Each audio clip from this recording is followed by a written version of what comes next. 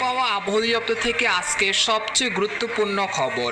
আগামীকাল সন্ধ্যার মধ্যেই আঘাত হানতে পারে প্রবল শক্তিশালী ঘূর্ণিঝড় মন্থা। উপকূলে সর্বোচ্চ সতর্ক সংকেত জারি।